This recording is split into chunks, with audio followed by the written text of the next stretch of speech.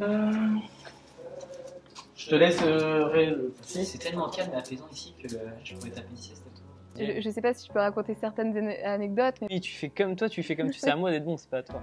Normandie en train de vomir, Normandie en train de vomir, donc je sais pas si je peux le raconter.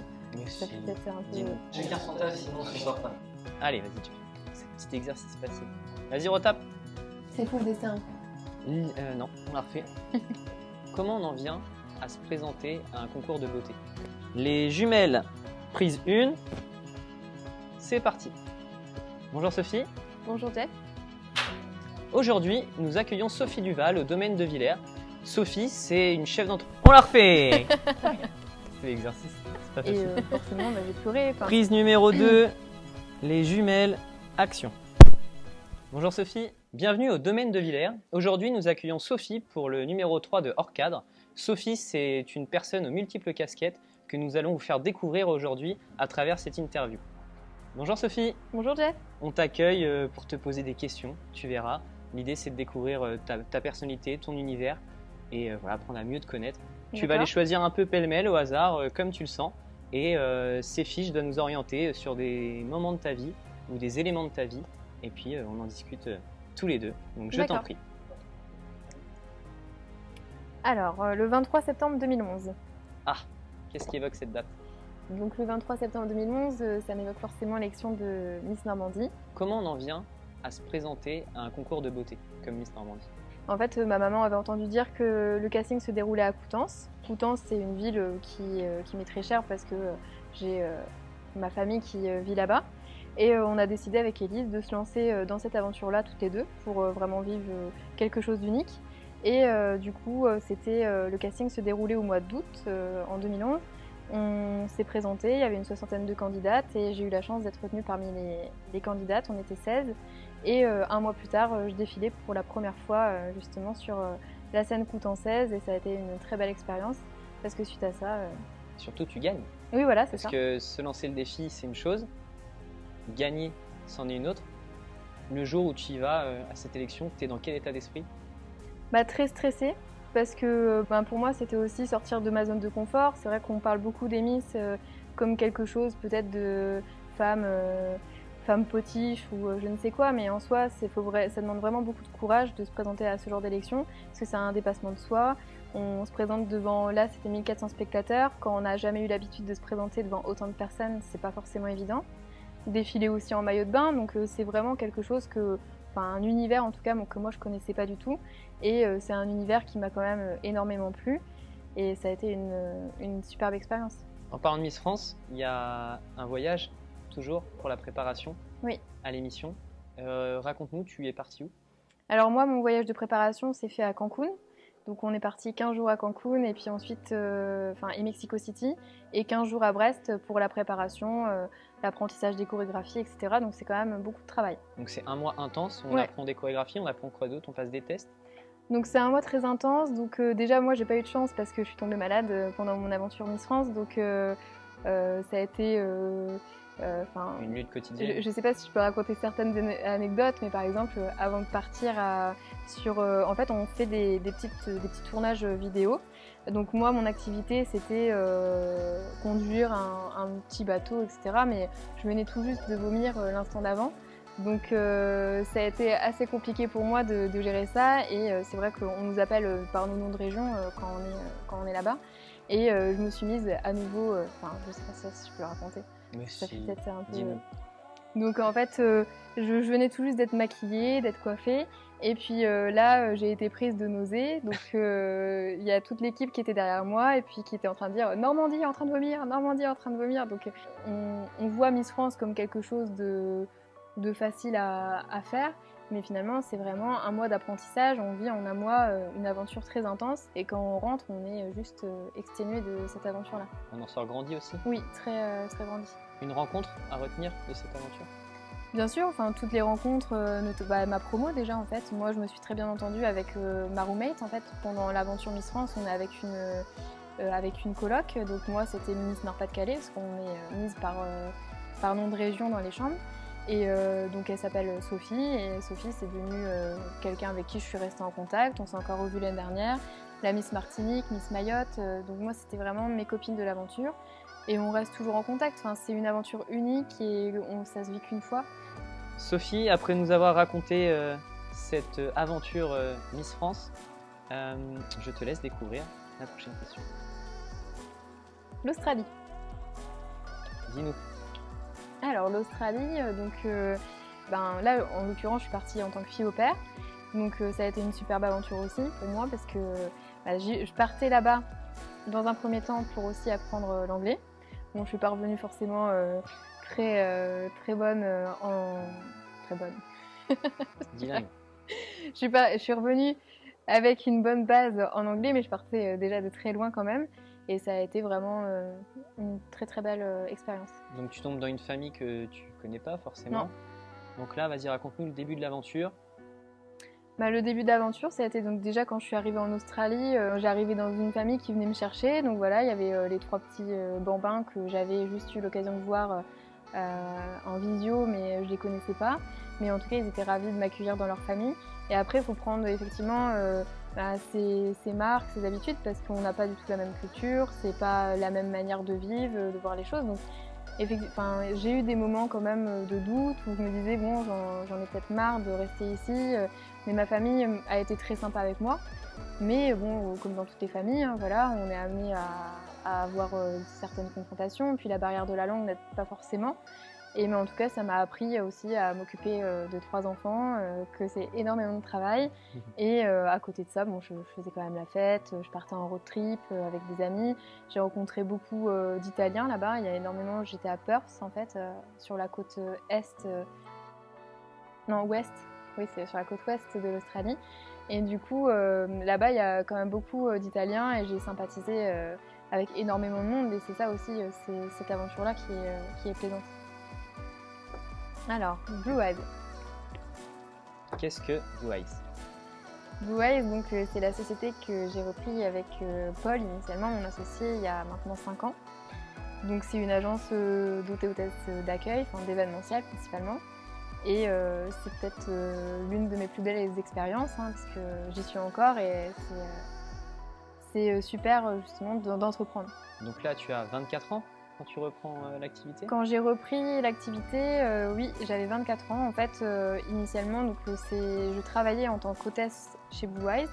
Et un jour, je suis partie avec l'ancienne gérante sur une mission. Et elle me demandait ce que je souhaitais faire dans ma vie. Donc je lui ai dit, j'aimerais bien un jour reprendre une agence ou en tout cas être entrepreneur, entreprendre. Et elle m'avait dit, écoutez Sophie, quand le train passe, faut pas le manquer.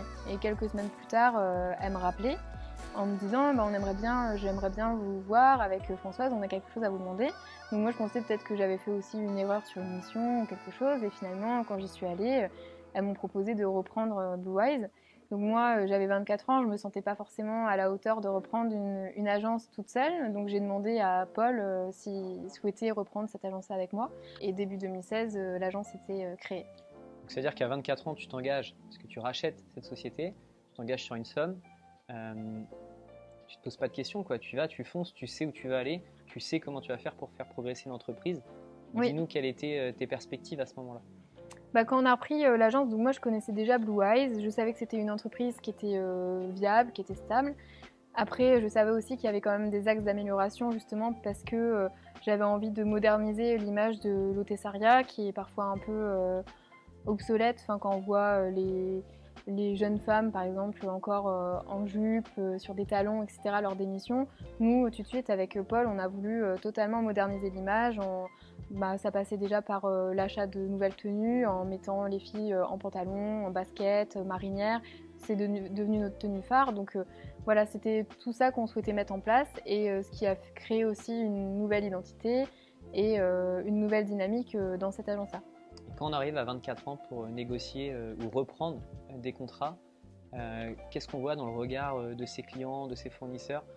Tu as réussi tout de suite à gagner la confiance ou tu as senti que c'était une bataille quotidienne? Tout de suite, en fait, à 24 ans, c'est vrai qu'on ne nous prend pas forcément au sérieux, on doit faire nos preuves, mais je trouve que, en tout cas, tous les clients que j'ai pu rencontrer, qu'on a pu rencontrer avec Paul au tout début, ont fait preuve de beaucoup de bienveillance envers nous. Et ensuite, après, une fois qu'ils connaissent notre manière de procéder, de travailler, la confiance elle s'installe et nous on a des clients, enfin les clients en tout cas qu'on a récupérés ou en tout cas qu'on a réussi à avoir à la suite de cette reprise sont restés avec nous et nous font toujours confiance à l'heure actuelle. On peut donner un chiffre après 5-6 ans d'activité Oui, en fait, la première année, quand on a repris Blue Eyes, donc on était à 195 000 € de chiffre d'affaires, donc ce qui était déjà quand même pas trop mal. Et sur la 4e année, donc avant Covid, on était à quasiment 500 000. Donc tu as fait 100% d'augmentation depuis la reprise. Oui, donc c'est vrai que c'est une belle réussite. Mais on a repris ça, enfin je garde l'entreprise avec Élise, ma sœur, et on sait aussi qu'il y a des axes d'amélioration. On a travaillé sur d'autres projets en parallèle. Donc en principe, tout devrait rouler. Blue Ace, ça représente combien de collaborateurs en tout? Alors nous, on a 1300 inscrits dans l'agence. Donc ce sont principalement des étudiants qui souhaitent travailler en parallèle de leurs études. Et depuis la reprise, on a embauché vraiment 800 personnes. Et quand on est une jeune chef d'entreprise, manager 800, 1300, tu parlais, collaborateurs, ça fonctionne comment? Moi, je dirais qu'on est plus sur un management paternaliste ou familial. En tout cas, on n'est pas. J'ai jamais été vraiment dans un style trop directif. Déjà, on est avec des étudiants, on a quasiment quand même à peu de choses près le même âge, même si bon, la différence se crée de plus en plus quand même. Mais voilà, bien souvent, les jeunes qu'on emploie, ils ont 20 ans, nous on en a 30. Donc il y a une proximité qui se crée et c'est vraiment ce qu'on souhaite apporter avec Blue Eyes. En fait, c'est pas parce que on est entrepreneur qu'on doit avoir une. Donc pour le coup, ton âge devient un atout à ce niveau-là de gérance. Oui. Quand on s'est lancé avec Paul, tu sais, on allait souvent chercher donc pas forcément les banques qui pouvaient nous suivre, etc. Et la question qu'on nous avait il y avait quand même des banquiers qui ne connaissaient pas le milieu de l'hôtessariat, ou en tout cas qui avaient des a priori énormes. Et on m'avait posé la question, mais en fait, c'est quoi l'hôtessariat? C'est des escort girls Donc, tu vois, c'est des choses comme ça aussi où faut vraiment faire évoluer les mentalités sur ces métiers-là, en fait, qui sont bien souvent dévalorisés, malheureusement. Asso, donc association. Association. Donc, on a parlé de ta vie de chef d'entreprise, mais tu as aussi une vie très active autour de l'associatif. Tu peux nous en dire un peu plus? Donc oui, je suis bénévole dans 2 associations, mais qui sont totalement différentes l'une de l'autre. Donc déjà, dans un premier temps, je suis vice-présidente du comité Miss Normandie. Donc en tant que bénévole, ça représente quand même beaucoup de travail. On organise l'élection de Miss Normandie depuis maintenant 2 ans. Enfin là, on va faire notre 2e édition cette année. Une nouvelle fois à Coutances, donc on retourne sur les pas de mes premiers amours, on va dire. Mais en tout cas, c'est vrai que l'année dernière, on a créé cette élection-là. On a voulu aussi apporter une touche de modernité, de dynamisme à notre région parce que c'était pas assez valorisé. On a quand même de très belles jeunes femmes en Normandie. Et grâce à notre travail aussi, on a quand même réussi à décrocher le titre de Miss France l'année dernière. Et cette année, on souhaite faire le doublé encore une fois avec notre super promo. Comment on le vit ça? Quand la Miss régionale est élue, quelque part, tu as contribué à ce travail-là. Comment on le vit à ton niveau en tant que vice-présidente du comité? C'était en fait le résultat de cette année de travail. C'est vrai que l'année dernière, on s'est consacré principalement en fait à l'élection de Miss Normandie parce que vu que notre activité était à l'arrêt, on s'est vraiment consacré à cette édition-là. Et notre objectif, on le disait à tous nos partenaires, c'était vraiment de décrocher en fin d'année la couronne Miss France, que la Normandie revienne en force. C'est vrai que quand Amandine a été élue Miss France, donc moi j'ai été au Puy du Fou avec Jennifer Gallet, la déléguée régionale, et forcément j'ai pleuré, parce que pour nous c'était vraiment la consécration, c'était l'aboutissement de cette année de travail. Et c'est pour ça qu'on souhaite réitérer cette année le doublé pour montrer qu'en Normandie, on n'est pas là pour je sais pas. Pour rigoler. Ouais, on n'est pas là pour rigoler, c'est ça. Là, on a quand même, à 4 mois de l'événement, on est déjà complet sur l'élection Miss Normandie, donc ça prouve bien qu'il y a un réel engouement. Et si on avait eu la chance d'avoir le Zénith de Caen pour cette édition-là, il aurait été complet, c'est sûr. Parce qu'on refuse déjà énormément de personnes. Et du coup, ta seconde casquette dans une autre association. Oui. Là, on est sur quel type d'investissement? Donc là, je suis aussi bénévole pour le Visage du Bonheur. Donc c'est une association coutançaise. Parce que Coutances, je suis liée à Coutances de toute façon. Et là, c'est vrai qu'on œuvre en fait pour la santé et l'éducation pour les enfants de l'île de Dionne-Noire.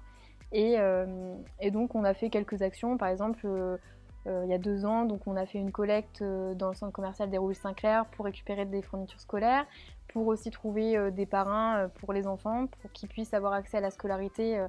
Une année, c'est 20 € par exemple, ça coûte pas grand-chose pour nous en tout cas, mais là-bas c'est énorme et ça permet de débuter leur année scolaire. Donc nous on cherche des parrains, des marraines pour justement nos enfants qui sont là-bas.